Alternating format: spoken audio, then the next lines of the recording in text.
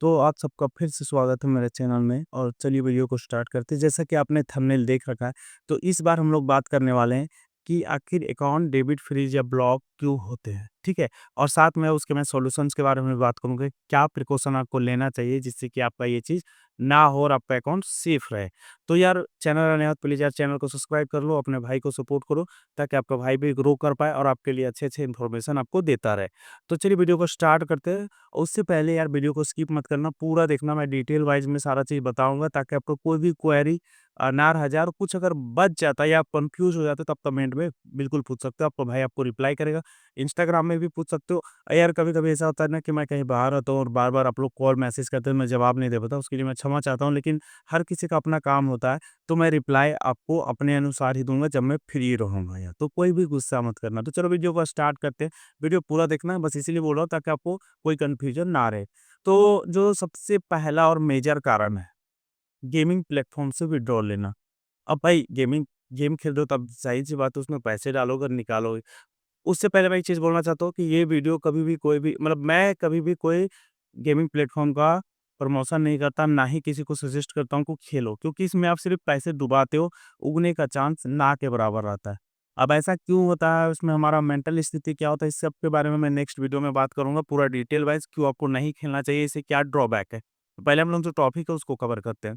तो क्या है ना देखिए अब बोलेंगे कि भाई गेम खेलना है तो इसमें पैसे तो डालने पड़ेंगे, निकालने पड़ेंगे, तो फिर इसमें फँस जाएगा आदमी। तो देखो, आपको कुछ गेमिंग प्लेटफ़ॉर्म है जो रजिस्टर्ड है उसमें आपको ये इश्यू नहीं आएगा, लेकिन कुछ रजिस्टर्ड नहीं है जो मतलब इल्लीगल वे से चल रहा है बोल सकते हैं या किसी तरह का, तो आपको कैसे डिटरमाइन कर पाएँगे कि किस गेमिंग प्लेटफ़ॉर्म से मेरा अकाउंट डेबिट फ्रीज़ हो सकता है या ब्लॉक हो सकता है। तो चलिए मैं एक सिम्पटम जो मुझे समझ में आया, क्योंकि अभी एनएसडीएल यूज़र का अकाउंट फ्रीज़ हो रहा है, तो मैंने उनसे बात की, तो मतलब लगभग मैंने बहुत लोगों से बात की, तो उससे मुझे जो समझ में आया, मैं रॉन्ग हो सकता हूँ, मैं सही नहीं हो सकता, ऐसा भी हो सकता है। बट मुझे जो समझ में आया अपने नॉलेज के अनुसार, उनसे जो मैंने बात किया उनके अनुसार, वो चीज़ मैं आपको शेयर कर रहा हूँ। तो देखिए, कोई भी गेमिंग प्लेटफ़ॉर्म जिसमें आप पैसे जब डिपॉज़िट करते हो, अगर डिपॉज़िट के टाइम हर बार आपको अलग-अलग यूपीआई आईडी मिलता है और उसमें नाम भी अलग-अलग लिखता है, वो भी पर्सन का नाम लिखता है। मतलब सपोज़ दैट मैं XYZ गेम खेल रहा हूँ, तो जब पेमेंट करूँगा तो वहाँ पे XYZ ही लिखना चाहिए। जो गेमिंग का नाम है या जो प्लेटफ़ॉर्म का नाम है, वही नाम लिखना चाहिए। तब वो एक रजिस्टर्ड प्लेटफ़ॉर्म होगा और वो एक सेफेस्ट मतलब पेमेंट प्लेटफ़ॉर्म होगा। तो उसमें क्या करना है ना, आपको देखना है कि अगर जब भी आप पेमेंट डाल रहे हो या पेमेंट निकाल रहे हो, उस टाइम अगर यूपीआई आईडी चेंज हो रहा है, उसमें नाम चेंज हो रहा है, तो बहुत बार आप देखेंगे कि फ़ोनपे भी इस चीज़ को नहीं करने देता है। तो जब भी ऐसा हो, अलग यूपीआई आईडी मिले हर बार, अलग नाम दिखे, तो समझ जाना कि भाई आप डूब सकते हो। इसमें आपका जो हार्ड अर्न मनी है वो फँस सकता है। क्योंकि जब पैसे उसमें आएँगे मेबी अगला दिन या उसके 10 दिन बाद अगर डेबिट फ्रीज़ होता है, तो उसमें जो बैलेंस होंगे वो आपको नहीं मिलेगा। अब इसमें क्या-क्या प्रॉब्लम हो सकती है? देखो, जब भी ऐसा होता है ना कि आपका अलग-अलग यूपीआई आईडी आता है या अलग-अलग नाम आता है, तो उस केस में क्या होता है कि इनके पास वैसा कोई रजिस्टर्ड प्लेटफ़ॉर्म नहीं होता, तो ये लोगों से करवाते हैं। अब वो लोग फ्रॉडस्टर भी हो सकते हैं या उनके पास कोई ऐसा पैसा हो सकता है जो अनऑथराइज़्ड ट्रांज़ैक्शन हो, क्योंकि मनी लॉन्ड्रिंग का चांसेस इस वे में बढ़ता है। तो इस केस में क्या हो सकता है कि जब वो पैसे आपको भेजेंगे, अगर उनके पास कोई अनऑथराइज़्ड ट्रांज़ैक्शन हुआ और वो आपके पास आया, तो आपका अकाउंट डेबिट फ्रीज़ होगा। क्योंकि जो बंदा आपको भेज रहा है पैसे, आपको नहीं पता कि वो क्या काम करता है और उसके पास पैसे कैसे आते हैं। तो जब भी आपको क्ले गेमिंग प्लेटफ़ॉर्म में खेल रहे हैं और इस तरह का आपको सिम्पटम दिखता है पेमेंट डिपॉज़िट और विथड्रॉल के टाइम, तो समझ जाना भाई this is not the safest platform for you and your account, समझे? तो ऐसे गेमिंग प्लेटफ़ॉर्म से, ऐसे तो सारे गेमिंग प्लेटफ़ॉर्म से आपको दूर रहना अपने भाई के सजेशन से, लेकिन आप अगर खेलना ही चाहते हो तो इन गेमिंग प्लेटफ़ॉर्म से दूर रहें, क्योंकि इसमें आपका अकाउंट डेबिट फ्रीज़ या ब्लॉक, ये दोनों के चांसेस बढ़ जाते हैं। दूसरा कारण क्या है? Unnecessary transaction. जैसे सपोज़ दैट बहुत लोग, हम लोग क्या करते हैं ना इंडियंस, हम लोग चाहते हैं कहाँ से हम लोग को पैसा मिले, क्योंकि गरीबी बहुत ज़्यादा है। तो हम लोग कोई ना कोई तरीका ढूँढते रहते हैं कि यहाँ रेफर अर्न से हम लोग को पैसा मिल जाए। तो उस केस में क्या है ना, हम लोग बहुत ज़्यादा ट्रांज़ैक्शन करते हैं जिसका कोई मतलब नहीं होता रियल लाइफ़ में।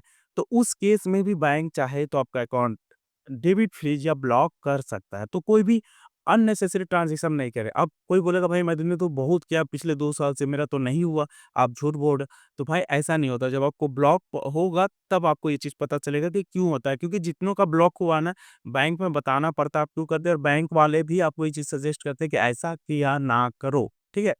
तो अननेसेसरी ट्रांज़िशन नहीं करना है, क्योंकि बैंक्स को भी राइट्स मिल चुका है कि वो चाहें तो आपका अकाउंट डेबिट फ्रीज़ कर सकते हैं। अगर उनको लगता है कि आपके अकाउंट में कुछ भी अनएथिकल एक्टिविटी चल रहा है तो वो आपके अकाउंट को फ्रीज कर सकते हैं। तो किसी के अकाउंट से मतलब मल्टीपल पैसे भी नहीं लेना है आपके अकाउंट में और मल्टीपल ये भी नहीं करना, ज़रूरत के अनुसार ही आपका इस्तेमाल करें। दूसरा बात क्या होता है, अनजान व्यक्ति से कभी भी पैसे ना लें अपने अकाउंट में। जैसे होता है ना, बहुत सारे अनजान व्यक्ति रहते हैं और हम लोग उनके अकाउंट से पैसे ले लेते हैं, तो उस केस में भी आपका अकाउंट डेबिट फ्रीज हो सकता है। भाई ऐसा क्यों? अब इसमें ऐसा क्यों होता है? तो देखिए, आप मान के चलिए, न कोई दोस्त मित्र किसी तरह का आपको पैसे भिजवा रहा है, सपोज़ दैट जो पर्सन भेज रहा है वो किसी तरह के अनएथिकल चीज़ों में काम करता है या उससे पेमेंट फ्रॉड करके किसी को थेफ्ट करता है पैसे, और वही पैसा अगर वो आपको भेजेंगे तो उनका अकाउंट तो केस के बाद फ्रीज होगा, लेकिन आपका अकाउंट भी फ्रीज होगा। और ये जितने भी अकाउंट डेबिट फ्रीज होते हैं ना, इसमें मैक्सिमम चांसेस होता है कि आपके अकाउंट पे कहीं न कहीं साइबर पुलिस में केस चल रहा होगा, उसके कारण ये होता है। जो मेरा पहला केस बताया गेमिंग प्लेटफ़ॉर्म में, उसमें भी ये चीज़ होता है कि साइबर केस वाला आपका स्थिति आ सकता है और आपका अकाउंट डेबिट फ्रीज़ होगा। तो जब भी अगर साइबर केस वाला प्रॉब्लम आता है, तो आपको जहाँ से आपका केस चल रहा होगा, वहाँ पे जाके एनओसी लेना पड़ेगा, तभी जाके बैंक आपके अकाउंट को अनफ्रीज़ या अनब्लॉक करेंगे। तो इसीलिए मैं बता रहा हूँ, कभी अननेसेसरी ट्रांज़ैक्शन मत करना।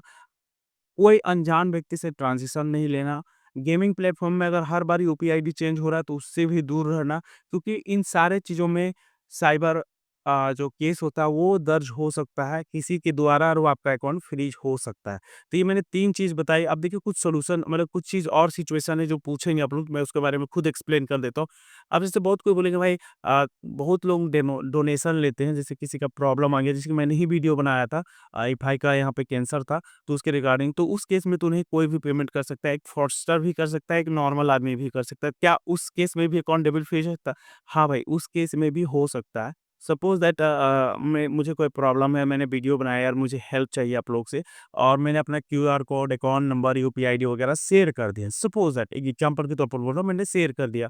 अब बहुत लोग हैं कि जो इमोशनली अटैच हो पाएँगे उस चीज़ से, या जिनको लगेगा कि हमको हेल्प करना चाहिए, वो भेज सकते हैं।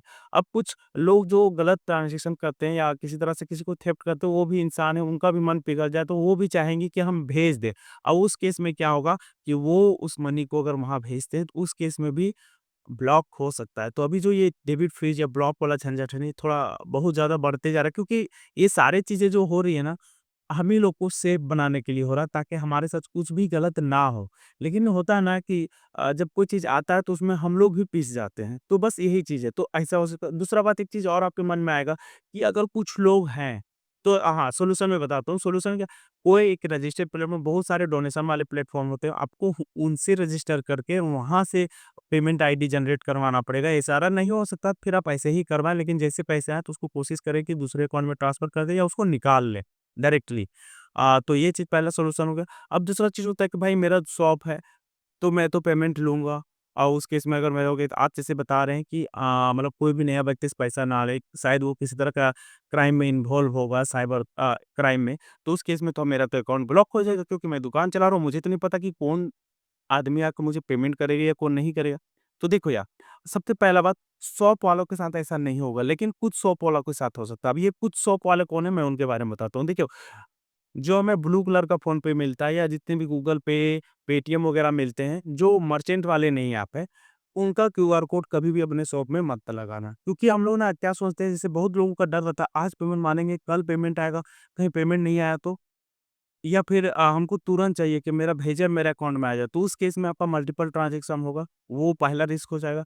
दूसरा क्या होता है, क्योंकि बार-बार आपके अकाउंट में पैसे आएँगे, तो थोड़ा रिस्की हो जाता है। अब वो भी अननोन व्यक्ति से आएँगे, किसी बैंक चाहे तो फ्रीज़ कर सकता है, बैंक भी कर सकता है।